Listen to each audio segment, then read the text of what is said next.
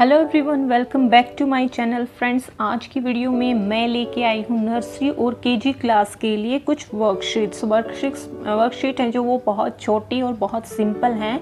तो वर्कशीट्स का जो मेन बेसिस है बनाने का वो ये है कि अगर बच्चों को नर्सरी और केजी में अल्फ़ाबेट इजीली क्लियर नहीं हो पा रहे हैं और ऐसे सिंपली वो लिख लेते हैं, लेकिन जब आप उनको कहीं से भी पूछते हो कि इसके बाद क्या आएगा और वो क्लियर नहीं है, तो आप इस तरह की जो वर्कशीट्स हैं वो अपने बच्चे को बनाकर दे सकते हैं, और ताकि बच्चों को जो अल्फ़ाबेट हैं वो इन ऑर्डर में मतलब सीक्वेंस में किस तरह से लिखते हैं वो क्लियर हो जाए।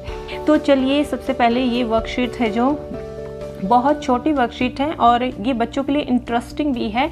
आप इसको किसी भी शेप में बच्चे के सामने रख सकते हैं ये और फिर बाद में उसको कलर करने के लिए भी दे सकते हैं, ताकि बच्चे को इंटरेस्टिंग भी लगे, कोई भी काम बोरिंग ना लगे। क्योंकि बच्चे को अगर काम बोर लग रहा है, कोई काम करने में मज़ा नहीं आएगा, तब तक वो उस काम को करने में इंटरेस्ट नहीं दिखाएगा। सो इसीलिए आप इस तरह से वर्कशीट्स हैं वो तैयार कर सकते हैं। देखो, जैसे यहाँ पर मैंने जो ऊपर लिखा है जैसे कि फिल द मिसिंग अल्फ़ाबेट्स, तो यहाँ पर क्या किया है, मैंने एक शेप है जो शेप है कैटरपिलर की शेप में, इस तरह से मैंने सभी अल्फ़ाबेट को है जो लिखने के लिए तैयार किया है। जैसे कि फर्स्ट में मैंने जस्ट सिर्फ लिखा है लेटर ए और बीच के जो सर्कल्स हैं वो सभी मिस कर दिए हैं, मीन्स उनमें कुछ नहीं लिखा है, और फिनिश किया है एफ तक। तो यहाँ पर आपको बोलना है बच्चे को कि सिर्फ यहाँ से स्टार्ट करो और एफ तक फिनिश करो। इनके बीच में कौन से लेटर आएंगे वो बच्चा इस चीज़ को थिंक करेगा और राइट डाउन करेगा। तो चलिए बता देते हैं किस तरह से करना है। जैसे कि यहाँ पर है तो ए के बाद क्या आता है, ए के बाद जैसे आप बच्चे से लिखवाना है कि ए के बाद आएगा बी,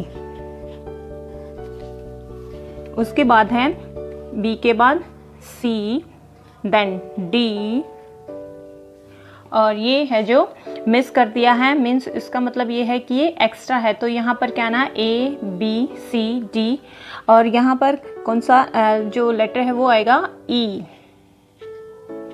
तो यहाँ पर देखिए A B C D E F, तो यहाँ तक फिनिश हो गया। उसके बाद हमने सेकंड जो ली है शेप, उसमें है जी से स्टार्ट है और एल पे फिनिश करना है। तो जी के और एल के बीच में जितने भी अल्फ़ाबेट आते हैं वो बच्चे से भरवाने हैं, लाइक जी एच आई जे के। तो जो लास्ट वाला है वो बच्चे को भरने की ज़रूरत ही नहीं है, बिकॉज अगर वो सीक्वेंस में पढ़ रहा है तो उसको एल पे आकर ही वो फिनिश होगा।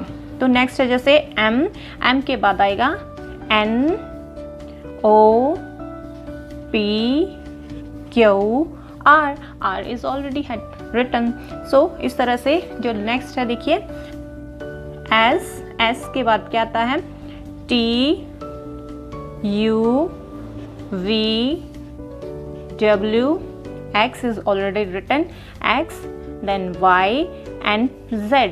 तो ये देखने में बहुत ही इजी है, लेकिन बच्चों के लिए यही मुश्किल है। अगर बच्चा इस तरह की वर्कशीट्स हैं जो कर सकता है अपने आप, तो डेफिनेटली बहुत अच्छा कर रहा है। अगर नहीं कर पा रहा है तो आप इस तरह से उसके साथ प्रैक्टिस करवा सकते हैं, तो ये बहुत ही हेल्पफुल रहेगी बच्चे की। तो आप इस तरह से फिर बच्चे को बाद में कलर करने के लिए भी दे सकते हैं कि जो इनमें जो ये बनाए हैं सर्कल्स, तो इसमें वो कलर करेगा तो उसको इंटरेस्टिंग भी लगेगा, और ये एक तरह से फन गेम की तरह है और बच्चा सीख भी जाएगा। तो सेकंड जो वर्कशीट है वो सेकंड जो वर्कशीट वो थोड़ी सी हम उसको थोड़ा सा मेथड है जो वो हार्ड कर रहे हैं इसमें। उसमें क्या था, पहले वाली वर्कशीट में क्या है, बच्चे को सीक्वेंस में लिखनी थी कि यहाँ से लेकर यहाँ तक उसको कंप्लीट करनी थी, लेकिन इस वाली वर्कशीट में क्या है, लेटर ऑलरेडी दिए हैं लेकिन वो सीक्वेंस में नहीं है। यहाँ पर हमें सीक्वेंस में लिखने थे, लेकिन अब यहाँ पर जो सीक्वेंस है वो ढूंढना है, मीन्स सबसे पहले कौन सा लेटर आएगा और उसके बाद कौन सा आएगा। दिखने में हमें बड़ों को बहुत इजी लगती हैं, लेकिन बच्चों को ये थोड़ा सा मुश्किल लगेंगी। तो सिर्फ आपको बताना है कि इन अल्फ़ाबेट को आप सीक्वेंस में लिखें, इन ऑर्डर लिखेंगे कि सबसे पहले कौन सा लेटर आएगा, उसके बाद कौन सा, एंड देन कौन सा।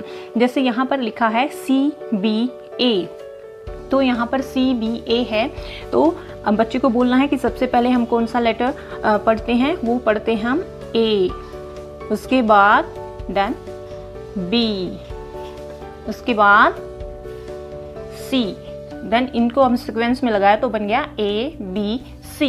उसके बाद देखिए F G E, तो ये इस तरह से करना है। फिर E F G, E F G। उसके बाद देखिए J K I, J K I, फिर इनको सीक्वेंस में लगाना है I J K। उसके बाद देखिए O N N, तो हम इनको सीक्वेंस में कैसे पढ़ते हैं M N O। Next is T S R, तो इसको पढ़ेंगे R S T। Next is X V W, तो इसको कैसे पढ़ते हैं V W X। तो जो ये वर्कशीट है, इस तरह से आप इनका जो लेवल है वो इजी टू हार्ड कर सकते हैं। और बच्चे को अगर वो इस तरह से कर देता है तो बच्चा रियल में बहुत ही अच्छी तरह से अंडरस्टैंड करता है। अगर वो नहीं कर पा रहा है तो उसको प्रैक्टिस की बहुत ज़्यादा ज़रूरत है। तो इसी तरह की जो वर्कशीट्स हैं वो एग्ज़ाम में भी आती हैं बच्चे की। तो अगर आप इस तरह से बच्चों को वर्कशीट बना के देंगे तो उनको बहुत अच्छे से जो अल्फ़ाबेट हैं वो क्लियर हो जाएंगी। आई होप आपको इस तरह की जो वर्कशीट्स हैं ये आपके लिए हेल्पफुल रहे।